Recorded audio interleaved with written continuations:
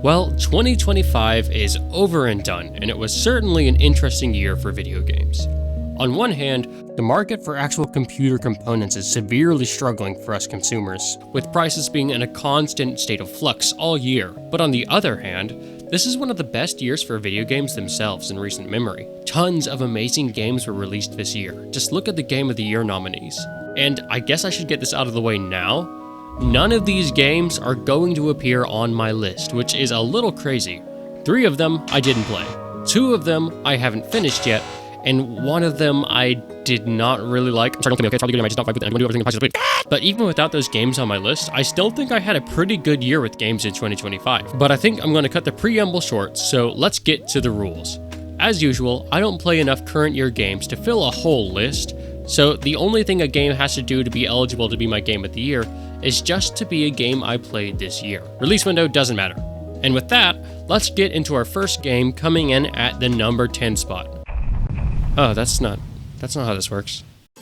Okay, so normally honorable mentions shouldn't actually be occupying a space on the list, but to be honest, I was having a difficult time picking a 10th entry on the list because I couldn't really pick between the games I was narrowed down to. So instead, I decided to make my 10th spot a sort of everyone wins scenario. So let's get to these games real quick. Hollow Knight Silksong. Okay, Silksong is in the honorable mentions because I haven't finished it yet. 2025 was a year of jumping around from game to game a lot, and as I was playing through Silksong, I realized that I wanted to wait until a period of time where I was really craving it, because for some twisted reason, I just wasn't this year. I think I'll be going back soon though. 𝗙𝗏𝗏𝗏 Expedition 33. Yep, I haven't finished this one either. It was actually one of my most anticipated games going into the year, but it released at a very busy point in my year, so I couldn't start it then, and I really wanted to wait for a time when I was mentally available to enjoy it. I've started it and it's great so far, but I'm not even 25% of the way through the game, so I can't really cast any judgment yet. Ultimate Sheep Raccoon. This game is really funny, and while it could use a little bit more cooking, it's still really fun and has the sauce, if you know what I mean. The First Tree. This game was one I had been looking at the entire Switch generation, and it was almost one of the first indie games I ever played, but I never quite pulled the trigger on getting it on my original Switch back in 2018. Anyways, when I was able to get my hands on a Switch 2, as a sort of commemorative move, I picked this game up and finally played it. It was good, I enjoyed it, but I think it warrants a longer discussion than I can give it here. But I'm glad I played it. A few quick matches. This game is a platform fighter with very unique ideas and some frankly insane gameplay, and it needs a lot more recognition. I'm not even good at it and I can still pull off some wild stuff. But ultimately, I don't really play these types of game alone anymore, so I don't have enough time with it to confidently put it on my list, but it's a fun game. 9 Souls. This was already on my best of 2024 list, but I actually beat it this year, and 𝗙𝗏𝗏𝗏 is a top tier fight, I just wanted to say that. Beat Saber. Mods turned this game from a fun VR rhythm game into a life-changing sensory adventure. Death Stranding. What? Okay, this game was literally my game of the year last year. What am I doing with it back in 2025? Well, you see, in some ways, Death Stranding still feels like my game of the year because I spent like half of the year making a stupid video essay on this game. So when I think of gaming in 2025, I still think a lot about this game because I did a lot of Death Stranding related stuff this year. Oh, and yeah, I didn't play Death Stranding 2 because I don't own a PS5. So unfortunately, Kojima will not be taking a double sweep at the 𝗙𝗏𝗏𝗏𝗏 Game Awards. Alright, I think that's enough of a lightning round. Let's move on to our actual bulk of the list. Let's see what's up first in my top 9 games of 2025. Mario Kart 8 Deluxe was, in many's view, the series' gameplay at its most refined and polished. Some would go as far as to say that 8 Deluxe solved the Mario Kart formula. So how do you one-up and improve upon that experience in your next game? Well, that's easy. You don't. Instead, you do something totally different.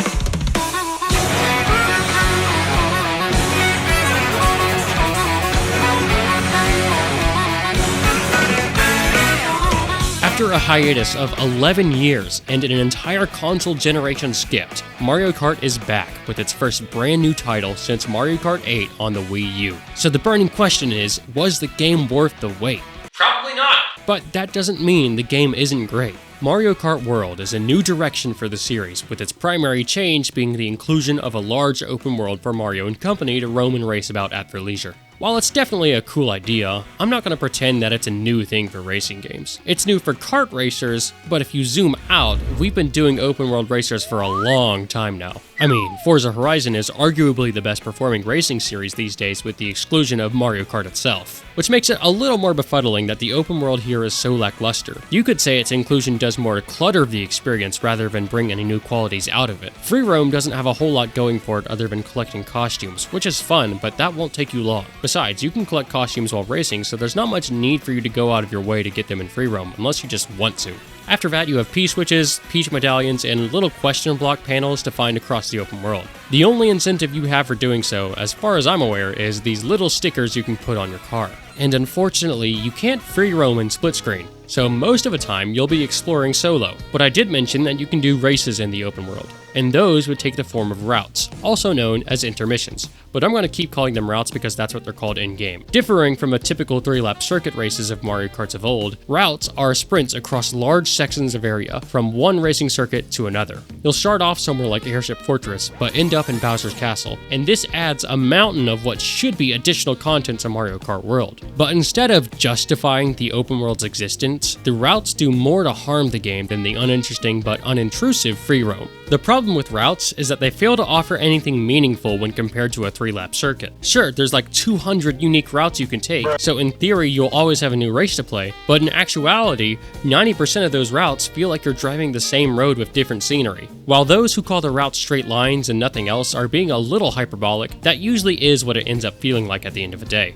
Mario Kart World is already a game where items are very powerful, and since the course design of the routes is so simplistic with so little room for player skill to show itself, the results end up being dictated by who got the best item sets in the last minute of the race. But even with all of that, routes don't have to be an issue because you can easily just not play them. That is, unless you like to play online, in which case you would have been out of luck until a couple of months ago when Nintendo finally started increasing the likelihood of being able to get actual tracks in matchmaking. In fact, initially, they did more to suppress players who wanted to play on traditional circuit courses than help them, with the infamous patch that changed the random course select. All of these topics have dominated the online spaces around Mario Kart World since its release. And if you were paying any attention, you probably noticed that these are all negative qualities. I actually haven't said anything positive about the game so far, which is strange, given that it's the first game on my Best of 2025 video to actually make the list. So, what gives? Do you like the game or not?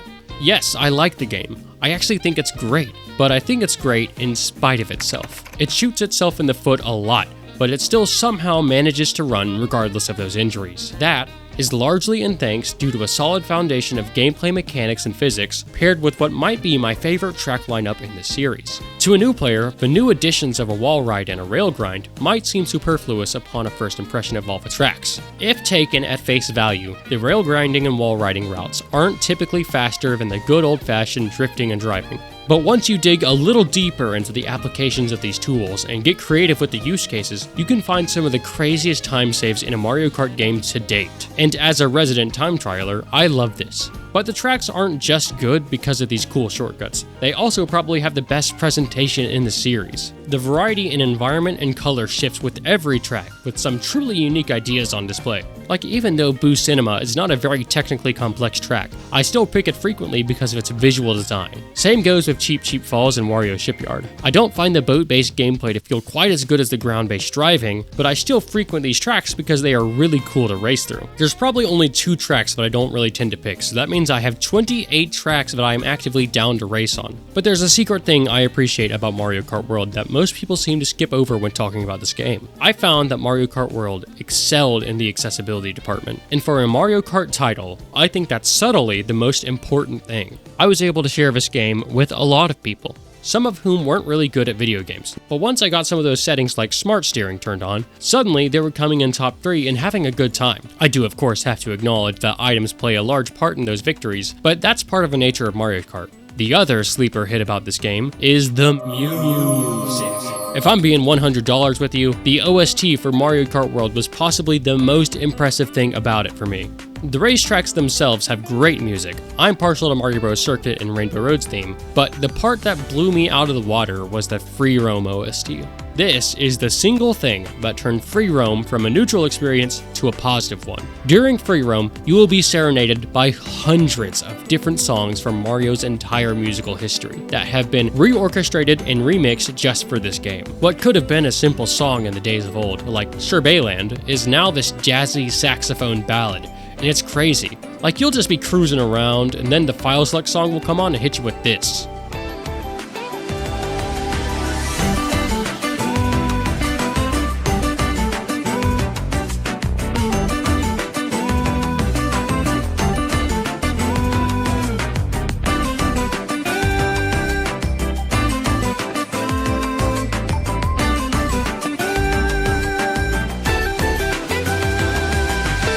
And there are over 300 tracks on this OST. The volume and quality seen here is something that you will rarely ever see matched. I'm not giving it OST of the year for a couple of reasons, but mainly that I'm salty that Nintendo refuses to offer a convenient way to allow their players to enjoy the music they produce. But moving on, at the end of the day, Mario Kart is a game about bringing people together, and then making those people hate each other. I feel that Mario Kart World still delivers on that core Mario Kart premise. Devoted fans will have their issues, but the way I see it, the Mario Kart spirit is still intact throughout this whole game. And what can I say? I like Mario Kart.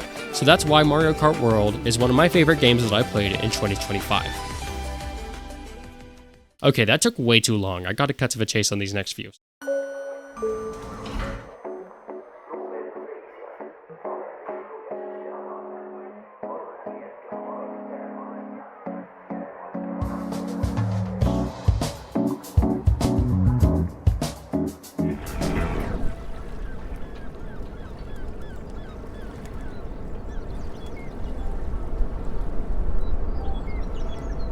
Peak is 2025's surprise hit, to be sure. I remember one day I woke up and suddenly my feed was being flooded with this goofy little game called Peak. Shortly after this, the game's popularity hit its height, and suddenly a new term for a type of game started floating around the internet. That term was friend slop. I think it's unfortunate that Peak gets afflicted with this label because this game is one of the best co-op games at actually getting people to play together. With other funny proximity chat games, the gameplay loop tends to not actually be all that cooperative. I mean, look at Lethal Company. I love that game, but the actual strategies and ways you play would be the same whether solo or in a party of friends. But Peak requires you to lean on your friends and work with them in a way that is fun and refreshing, while providing a unifying purpose to bring you together. But I suppose we should take a step back and actually talk about what this game is. Peak is a cooperative climbing game where you and your friends are stranded on an island, and in order to be rescued, you must ascend to the island's peak to call for help.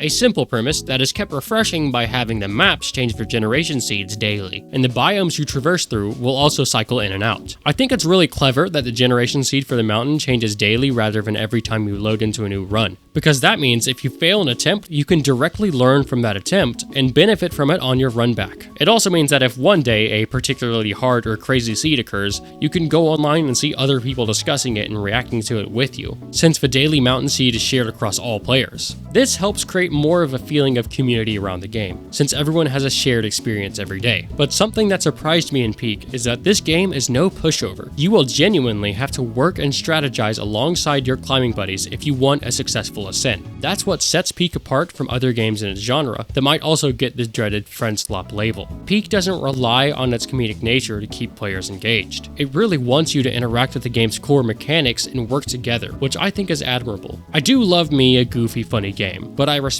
Peak for wanting to be something more than that, and I think it's largely successful on that front. From what I've been saying, you might be thinking that Peak isn't so much of a funny game as others in its genre, but no, it's still very funny. It just doesn't need that humor to carry its weight. This game earned its top spot as one of the top games of 2025, and I'm just glad that more indies are fighting their way to mainstream. And now, it wouldn't be a segment about Peak if I didn't include some funny moments. Editor, do your job. Who's looking famished? You looking famished? What? What? He hit one of the explodies. Hey, That was so awesome. get down.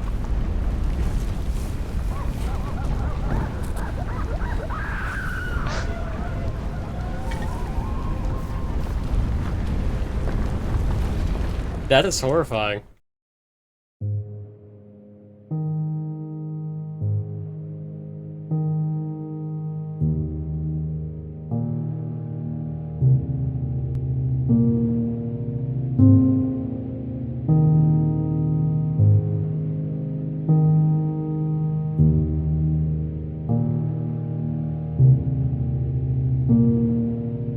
Wanderstop is the most recent game I've beaten as of writing, so as always with my most recent games, my thoughts on them tend to be a little unrefined, so you'll have to forgive me here. However, I can firmly say that I had a great time with Wanderstop. Developed by Ivy Road and from the mind of Davey Wreden, creator of the Stanley Parable and the Beginner's Guide, Wanderstop is a game where you help run a little tea shop named Wanderstop. Though Wanderstop itself isn't exactly what you'd call a conventional tea shop. It's located in the middle of a mysterious forest that will bring you all sorts of unique customers and characters.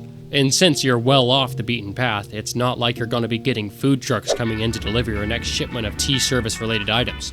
So that means you get to acquire the means of making tea yourself by planting and growing your own crops to make all kinds of variety of beverage. It's an uncomplicated gameplay loop that I found to be consistently enjoyable, even though the actions themselves aren't all that thought-provoking. As is customary with cozy games such as this, the gameplay isn't the focus. It's more so an excuse to spend time in the space that this game creates, and Wanderstop is a lovely space to spend time in. The architecture and design of Wanderstop, the tea shop itself I made, is so good it really made me wish I could dive through my screen and fall asleep on the couches. Everything in the clearing where your little tea shop resides is just begging you to slow yourself down and smell the roses. The changing of the seasons also helps to make sure the space is always fresh and inviting, keeping you constantly bedazzled. But the comfort of Wanderstop is also in no small part due to the soundtrack, composed by the legendary C418. To nobody's surprise, he does an excellent job here in Wanderstop, with a surprisingly lengthy and dynamic OST to accompany you as you play through the game. I'm really happy to see that even after all these years, C418 is supporting indie projects. Love that guy.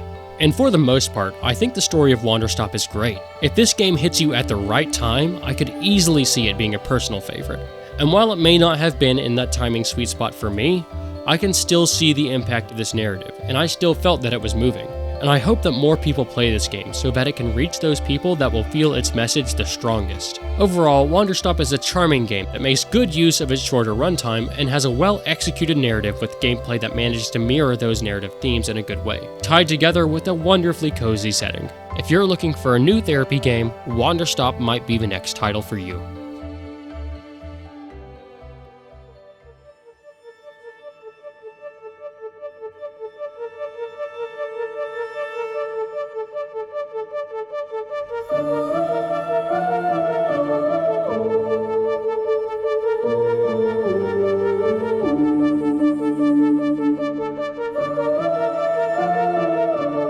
This is a difficult game to talk about because I feel like my internal dialogue with this game is really just getting started, because Lorelei and 𝗙𝗲𝗏 is one of the most thought-provoking games I've played in years. It's probably the most challenging game I played this year because it's got some complex puzzles, but more so because it asks some big questions about art and everything surrounding it. Inside my mind, I'm still grappling with everything this game puts forth, but that's honestly kind of why I think so highly of it. To some, this game might seem overly pretentious, which I think is in some part intentional, but I think the developers at 𝗙𝗏𝗏 really respect video games as a medium and aren't afraid to make something that is trying to change the way gaming is viewed as an art form. Whether or not it succeeds at moving the needle is in the eye of the beholder.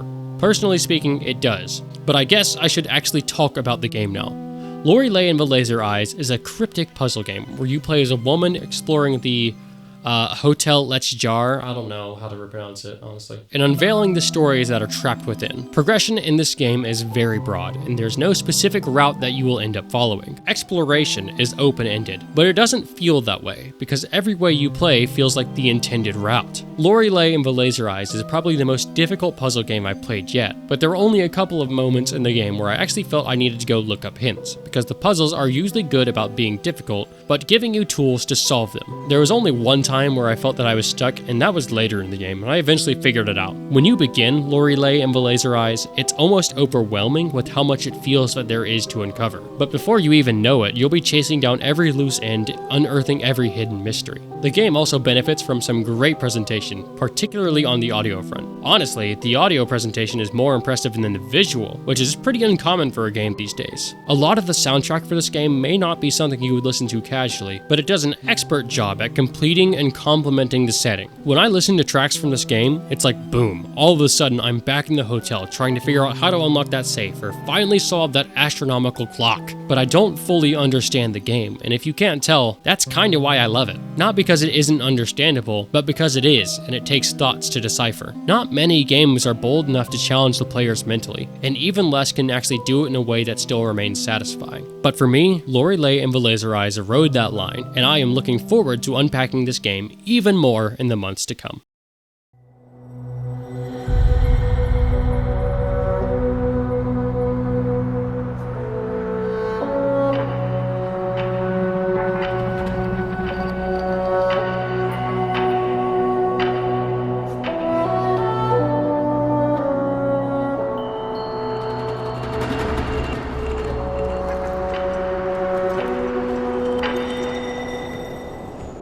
Going into 2025, Monster Hunter Wilds was probably my single most anticipated game releasing that year. And now that it's been released for over 10 months now, it's safe to say that I'm pretty happy with it. After all, Wilds was my most played game this year, so it's obviously a great game, right?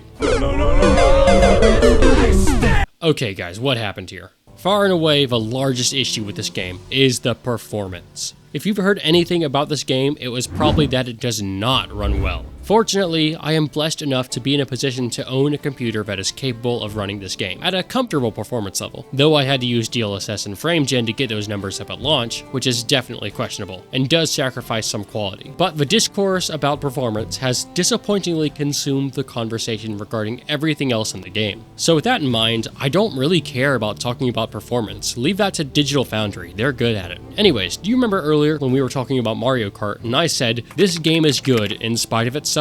Well, that tagline actually originated with my feelings on Monster Hunter Wilds. There's really a lot of conflicting design choices made in this game. On one hand, the developers at Capcom seem to really want this game to be the most immersive, seamless hunting experience in the series yet. But on the other, this was the biggest Monster Hunter yet, and would need to bring in a new audience, and they didn't want that audience to get lost or confused, so they simplified and streamlined lots of processes and systems. Or at least, they tried to. These two ideas don't inherently have to be at odds with each other, but in Wilds, it very much feels that they are. Wilds presents you with the most expansive environments in the series yet, but you'll never need to explore or investigate these environments because they give you a secret mount that can take you anywhere you need to go without even needing to control it. That kind of scenario happens a lot in this game. A potentially cool feature gets sidelined by a lack of real committal to that idea. One of the big selling points of this game was being able to hunt across these interconnected regions without having to return to base camp every time you go on a hunt. But in my time with Wilds, I almost never took advantage of that feature because why would I? Fast travel is almost always available and convenient, and you can't even change regions in multiplayer. There's no reason for you to actually engage with the game in this way. It doesn't incentivize it at all. The idea of having long hunting expeditions and having to navigate through a variety of zones to reach the monster I'm looking for sounds pretty cool, but that isn't encouraged through any of the game design. So after everything, Monster Hunter Wilds ends up functioning like every single Monster Hunter game before it, which is still fun, but it fails to execute on its own premise. I was rewatching the reveal trailer for Wilds again recently, and I noticed this bit of a trailer, where it shows the Aptonoth thing whatever with the large spike getting struck by lightning. When I first watched this trailer, this indicated to me that we were going to have to be really careful during these lightning storms and ensure that you were within range of a lightning rod to protect you from the weather. But in the game, the lightning storm is nothing more than set dressing. Every once in a while a monster can get struck by lightning, but it's never a hazard that you have to worry about. And that brings us to the climate system. Every region has 3 seasons it can be in: fallow, inclemency, and plenty. Initially, it was said that these seasons would each have their own unique changes to the environment and to monster behavior, but they end up as a neat change in scenery every once in a while to mix things up. The Windward Plains easily has the best season progression. The Sand Tide is really cool, even though its only purpose is to spawn in the apex of the region, 𝗏𝗏. But each region you unlock, the climate cycle starts to feel less and less impactful, and by the final areas of the game, you'll forget the seasons even exist. It's another case of Wilds not being able to properly flesh out and explore its own ideas. But even so, just like Mario Kart, the good stuff in this game is just too good to be kept down by all the bog from the negative qualities. Because at the end of the day, Monster Hunter is about those two things, the monsters and the hunting, both of which are still great in Wilds. The monsters in Wilds are some of the most creative and diverse in the series yet, and after 4 title updates, I think we have an awesome base game roster here. You've got the mainstays like Rathalos, who is better than ever in this game. You got a giant rock monster with a dog face that explodes. You got whatever 𝗙𝗶𝗹𝗲𝗏 is. This guy's in the game? And then there's the freak 𝗙𝐤𝐢𝐴. This guy is one of the strangest monsters in the series so far. He's like a really evil mushroom that eats people. And it doesn't stop there. There's incredible monsters like 𝗙𝗏𝗏𝗏, Archveld, an actual robot, Steve, and as of December, we got 𝐔𝐤𝐢𝐳 to finish things off. Every monster feels distinct and new from the previous one, except for Guardian Doshiguma. Sorry, buddy. The armor you make from these monsters is just as good as the monsters themselves. Even low-ranked sleeper monsters like 𝗏𝗏𝗏𝗏 have armor sets that look amazing. Playing dress up with the remains of my enemies has never been so fun. That quality extends to the weapon designs, which I can confidently say are the best in the series I've seen so far across the board. The gameplay itself is a lot more aggressive than I was expecting. You have so many tools to go head to head with monsters in Wilds. With perfect guards, offsets, and power clashes, a lot of weapons make you feel like you are legitimately just as strong as the big beefy monsters themselves. I play a lot of Greatsword, and in this game, Greatsword is oppressive, much more in your face than the careful approach that you'd have to take in previous games. And while it's got a lot of different systems in place like wounds and focus mode, which don't come without their own issues, the game is still just fun to play. Even though there is a lot to criticize, I still had a blast with Monster Hunter Wilds, and I think this phrase helped me enjoy it more. Don't let perfect be the enemy of good. It's easy to fall into the sinkhole of thinking that imperfect equals bad. Sure, Wilds may not have lived up to its own potential in some areas, but that doesn't make the things that are actually in the game any worse. I could sit here all day and judge games for what they could have been rather than for what they are, but honestly, I really like to enjoy things, and that's what I'm gonna do. I'm gonna play Monster Hunter Wilds and have myself a real good time.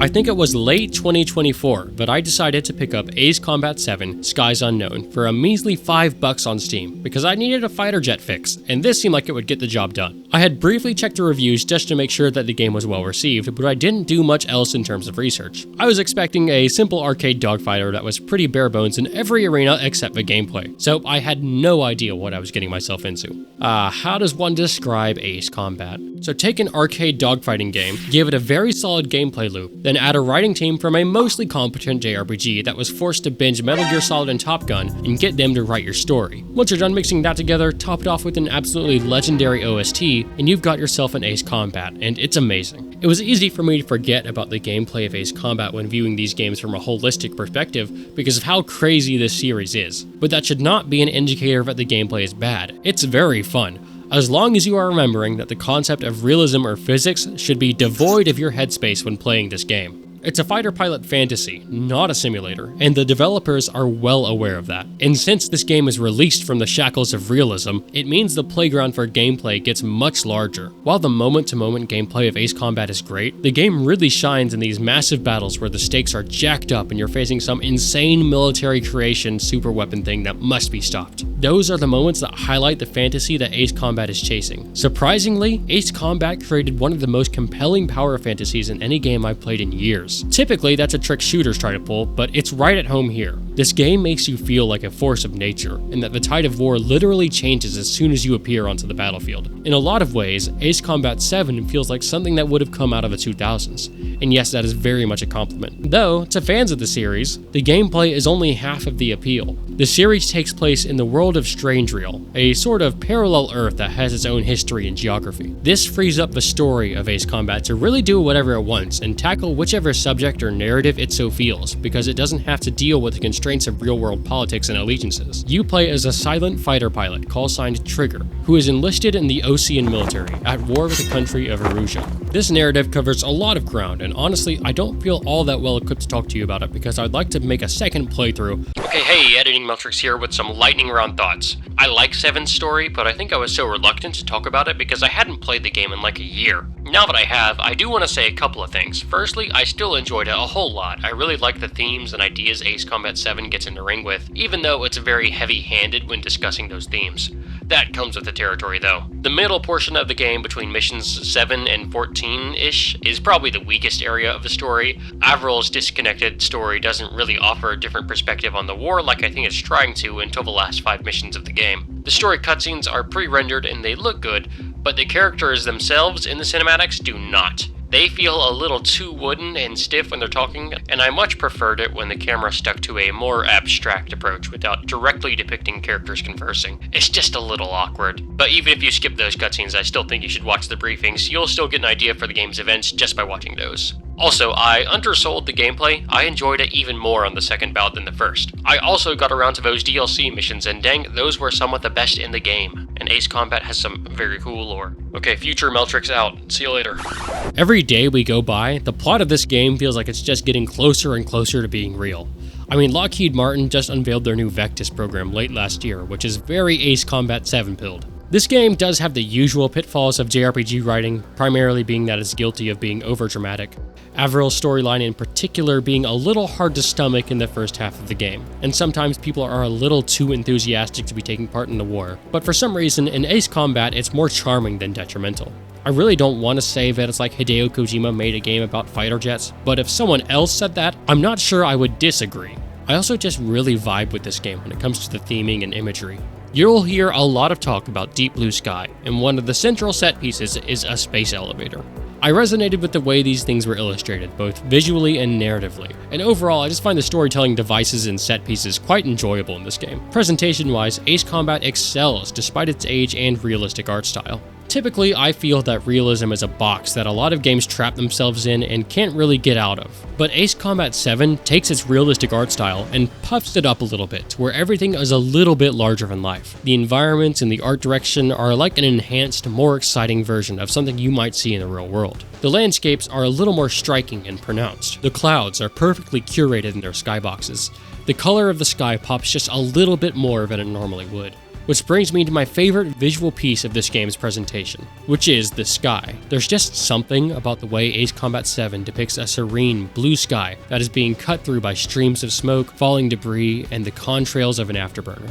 The developers at Project Aces understood the assignment when it came to making a beautiful atmosphere to hold the game's events. Then on the audio front, of course, we have the soundtrack. Ace Combat 7 Skies Unknown has my favorite OST of 2025. It's been in my rotation all year. Even writing this section, I would get sidetracked because I would just get caught up listening to the OST. The soundtrack has definitely been the most pleasantly surprising thing about this game. Anchorhead Raid is probably my favorite as of writing, but who knows what it is while I'm editing this. To wrap up, I have this to say about Ace Combat 7 Skies Unknown.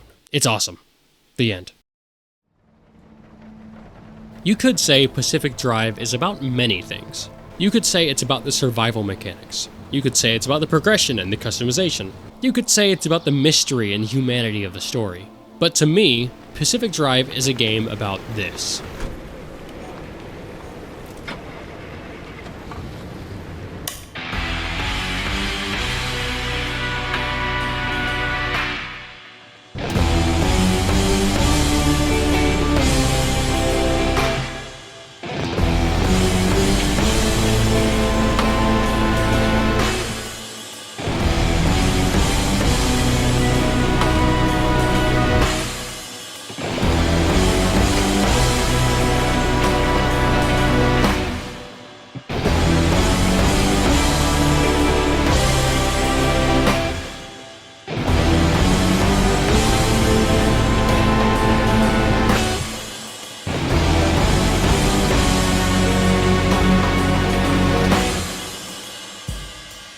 There are a good number of things that work together to make Pacific Drive great, but when I think of this game, I think of the mood, the place that is Pacific Drive. That isn't to discredit the other areas of the game, of course.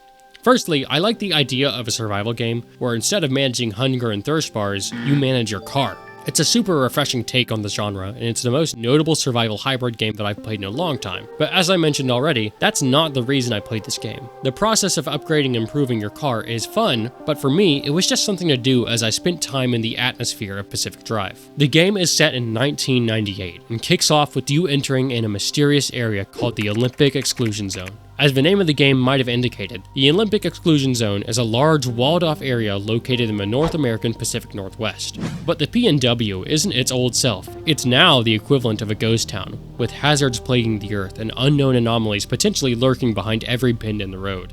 The atmosphere the setting cultivates is immaculate. Driving through what should be a scenic national park has never felt so unsettling. You'll have to forgive my vagueness, but I really don't want to spoil much because these opening few hours of Pacific Drive are some of the most important parts of the game. The Olympic Exclusion Zone has an air of inherent discomfort. You really feel like you aren't supposed to have entered into this place as soon as you get inside. If I had to liken it to something, the atmosphere of Pacific Drive setting reminds me of an evening walk through unfamiliar woods. Every sound turns your head, and the silence gives you plenty of time to think about what exactly could be out there. And this unsettling discomfort pairs beautifully with your car. What Pacific Drive does exceptionally well is create safe spaces that are juxtapositioned against the rest of the world. It takes elements that most people playing the game would be able to relate to, like working in the garage, and utilizes that familiarity to craft a place that feels homely and comforting, even though your situation is still far from ideal. Fixing up the car really should be a monotonous task,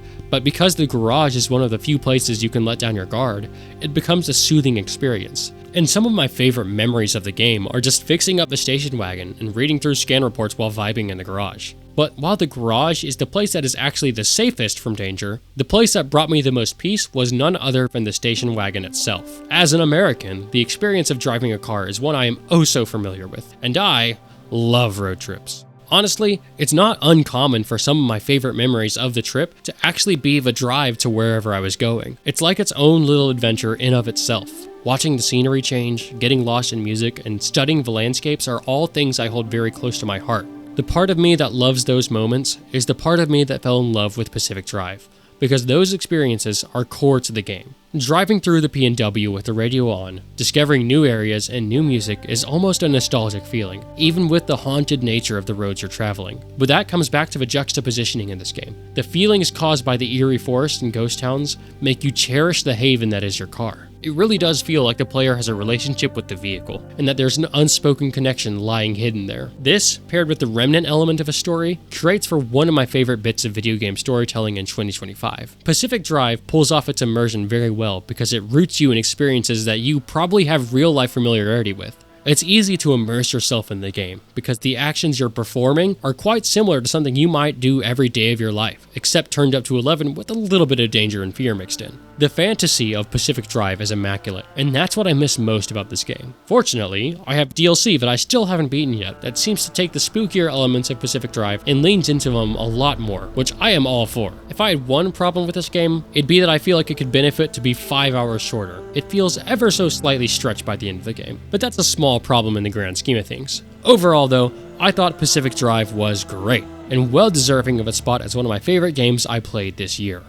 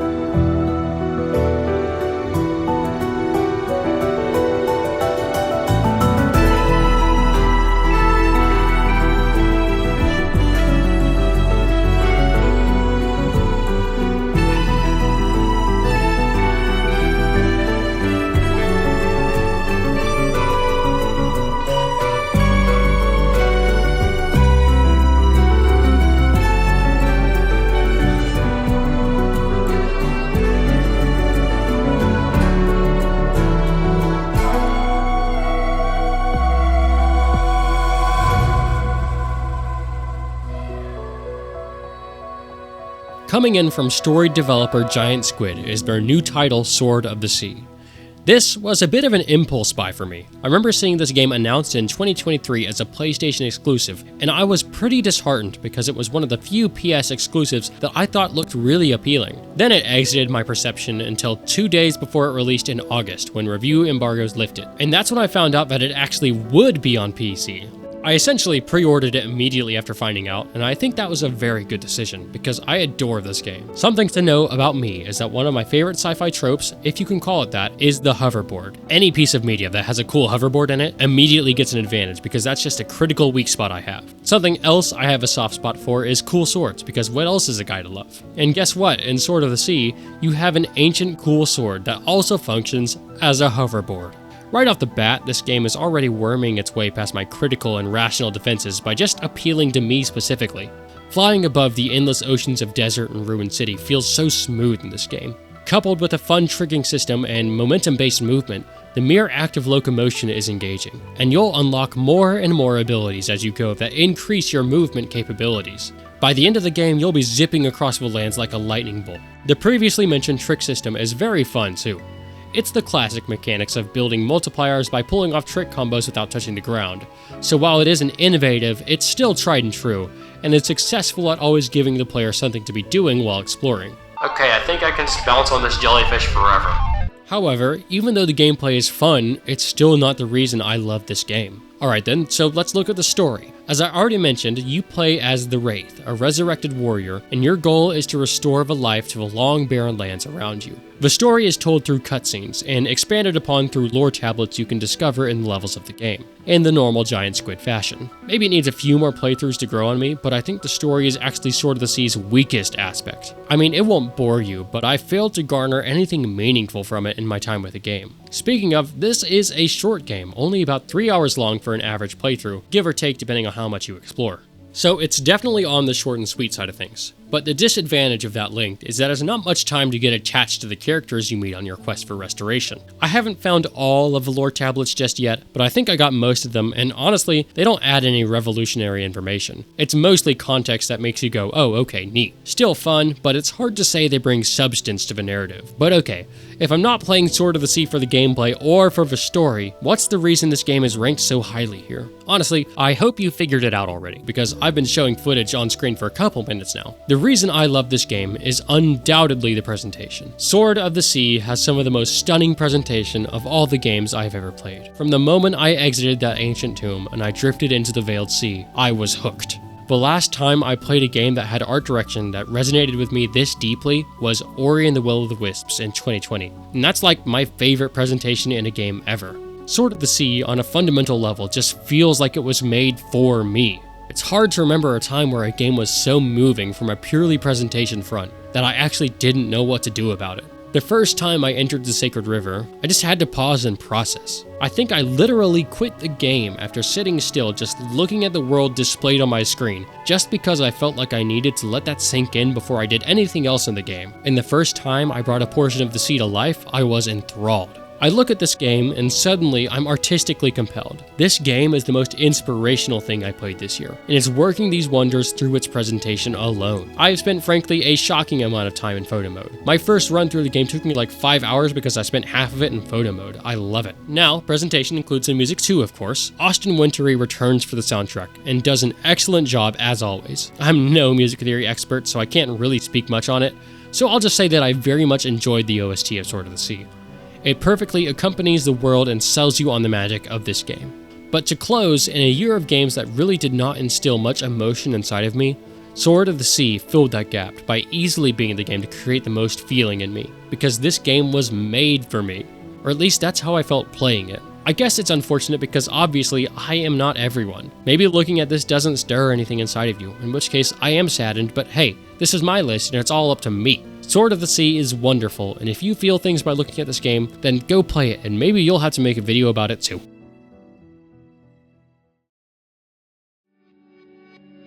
I played a lot of different games this year. I tested out some new stuff, played more of the old stuff, and experimented around, but only one of those games can be Game of the Year. And honestly, I was kind of surprised with myself when I decided which game I wanted to take number 1 in 2025. But as I thought about it, it really just made the most sense. Great games come in many shapes and sizes, but what makes a game really stand out in my eyes is if it does something new for me. If it requires me to expand my horizons a little, I like that. I really love when a game teaches me new things about the medium, and when I think through that lens, there was only one game that required me to learn far more than any other this year, and that game is 𝗙𝗏𝗹𝗲.